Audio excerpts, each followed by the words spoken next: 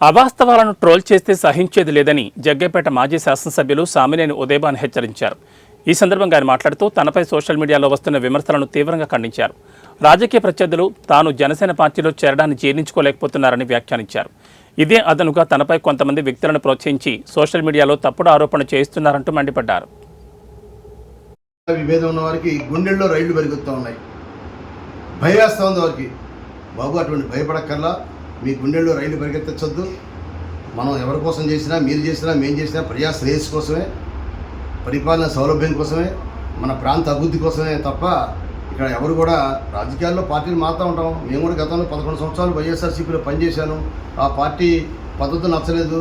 జనసేన నాయకత్వంలో పవన్ కళ్యాణ్ గారి నాయకత్వంలో పనిచేద్దాం అనుకుంటాం. పవన్ కళ్యాణ్ గారి నాయకత్వంలో పనిచేయాలని చెప్పి పార్టీ మారాం.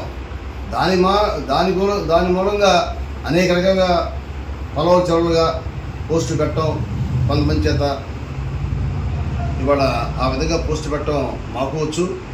అయితే సభ్యత సంస్కారం మాకు ఉంది కాబట్టి వారికి హెచ్చరిస్తున్నాను. ఈ రోజు నుంచి ఇవాళ డేటు 22వ తారీఖు సెప్టెంబర్ మాసం.